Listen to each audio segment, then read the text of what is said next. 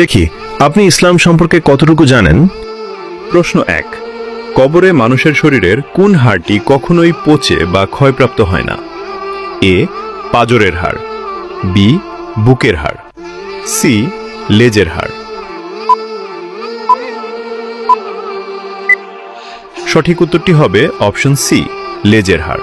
Islamic বিশ্বাস এবং হাদিসের বর্ণনা অনুযায়ী মানুষের শরীরের মেরুদণ্ডের একদম নিচে অবস্থিত ক্ষুদ্র হাড়টি, যা কক্সিক্স বা লেজের হাড় নামে পরিচিত, তা কবরে কখনোই পচে বা ক্ষয়প্রাপ্ত হয় না।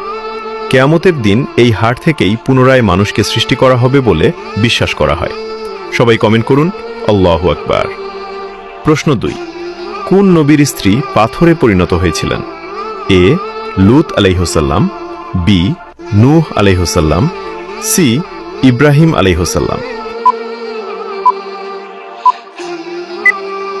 সঠিক উত্তরটি হবে অপশন এ লূত আলাইহিসসালাম। প্রশ্ন 3। হযরতে মুহাম্মদ সাল্লাল্লাহু আলাইহি ওয়াসাল্লাম তার কোন স্ত্রীর ঘরে মৃত্যুবরণ করেছিলেন?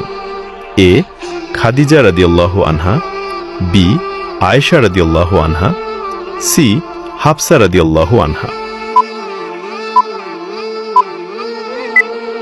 উত্তরটি জানার আগে ভিডিওটি শেয়ার করুন।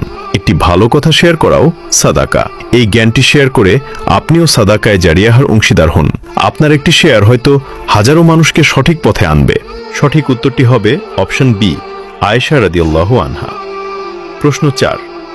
মৃত্যুর পর হযরতে মুহাম্মদ সাল্লাল্লাহু আলাইহি ওয়াসাল্লামের দেহ কে গোসল করিয়েছিলেন?